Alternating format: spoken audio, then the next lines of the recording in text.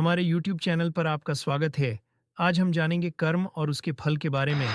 Video start करने से पहले चैनल को सब्सक्राइब कीजिए और बेल आइकॉन दबाना ना भूलें। Let's start. कर्म का फल एक ऐसा सिद्धांत है जो कई धर्मों और दर्शनों में पाया जाता है, खासकर हिंदू धर्म, बौद्ध धर्म और जैन धर्म में। इसका मुख्य विचार यह है कि हम जो कुछ भी करते हैं, उसके परिणाम स्वरूप हमें उसका फल मिलता है। इस सिद्धांत के अनुसार हमारे अच्छे कर्मों से हमें सुख और सफलता मिलती है, जबकि बुरे कर्मों से हमें दुख और असफलता का सामना करना पड़ता है। यह सिद्धांत हमें अच्छे जीवन जीने और समाज में योगदान करने के लिए प्रेरित करता है। कर्म का फल 3 प्रकार से मिलता है। 1. प्रारब्ध कर्म, हमारे पिछले जन्मों के कर्मों के परिणाम स्वरूप मिलने वाला फल। 2.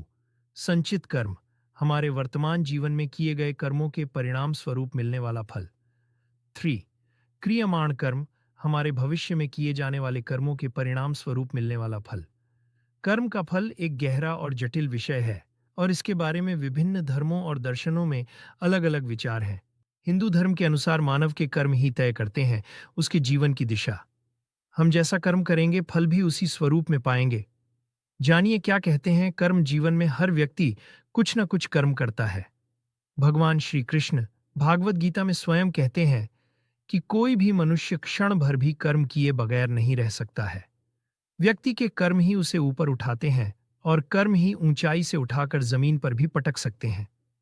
हिंदू धर्म में माना गया है कि हमें हमारे कर्मों के अनुसार ही शुभ या अशुभ फल प्राप्त होता है। मनुष्य जैसा कर्म करता है, वैसा ही फल भोगना पड़ता है। इन फलों का निर्धारण समय खुद करता है, इसलिए व्यक्ति को सोच समझकर ही अपने कर्म करने चाहिए। आइए जानते हैं क्या कहते हैं कर्म नियम। व्यक्ति को किससे डरना चाहिए? कर्म नियमों के अनुसार कर्म का योग ही ईश्वर है। व्यक्ति को ईश्वर से नहीं, बल्कि अपने बुरे कर्मों से डरना चाहिए, क्योंकि ईश्वर आपको माफ कर सकते हैं, लेकिन आपके बुरे कर्म आपको कभी माफ नहीं करते। हम अच्छे कर्मों के सहारे स्वर्ग में जा सकते हैं, वहीं बुरे के द्वारा व्यक्ति को नरक की यातनाएं झेलनी पड़ती हैं। यमराज से मुलाकात। हिंदू धर्म में यमराज को मृत्यु का देवता माना जाता है, जो आत्माओं को उनके कर्मों के अनुसार स्वर्ग या नरक में भेजते हैं। यहाँ कुछ मुख्य बातें हैं जिनके आधार पर यमराज आत्माओं को स्वर्ग या नरक में भेजते हैं। स्वर्ग में भेजने के लिए 1. अच्छे कर्म। जिन लोगों ने अपने जीवन में अच्छे कर्म किए हैं, जैसे कि दान, धर्म और निस्वार्थ सेवा। 2. सत्य और न्याय। जिन लोगों ने जीवन भर सत्य बोला है और नियम का पालन किया है। 3. धर्म और अध्यात्म। जिन लोगों ने धर्म और अध्यात्म का पालन किया है और आत्मज्ञान प्राप्त किया है। 4. दया और करुणा।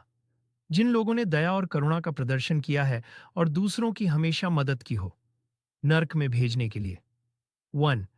पाप कर्म। जिन लोगों ने अपने जीवन में पाप कर्म किए हैं, जैसे कि बलात्कार, हत्या, चोरी और दूसरों को धोखा दिया हो। 2. असत्य और अन्याय। जिन लोगों ने असत्य बोला है और अन्य लोगों पर अन्याय किया है। 3. अधर्म और अनाचार। जिन लोगों ने अधर्म और अनाचार किया है और समाज के नियमों का उल्लंघन किया है। 4. क्रोध और लोभ। जिन लोगों ने क्रोध और लोभ का प्रदर्शन किया है और दूसरों को नुकसान पहुंचाया है। यह ध्यान रखना महत्वपूर्ण है कि यमराज का निर्णय अंतिम होता है और उनके कर्म वैसे ही होते हैं। अगर व्यक्ति अपने कर्मों से ही दोस्ती कर लेता है, तो वह हमेशा फायदे में रहता है। कर्म नियमों के अनुसार व्यक्ति को हमेशा कर्म करते रहना चाहिए। ऐसा करने से जिंदगी आपको खूबसूरत मौके देती रहेगी। जो नियमों में बंधकर जीवन यापन करता है, वह लक्ष्य की प्राप्ति भी करता है। कर्म को यदि हम पूजा बना लें, तो बंधनों से मुक्ति भी संभव है। मानव को सुख पाना है तो अच्छे कर्म करे तथा बुरे कर्मों से बचे। अच्छे व बुरे दोनों प्रकार के कर्मों का फल मिलता है।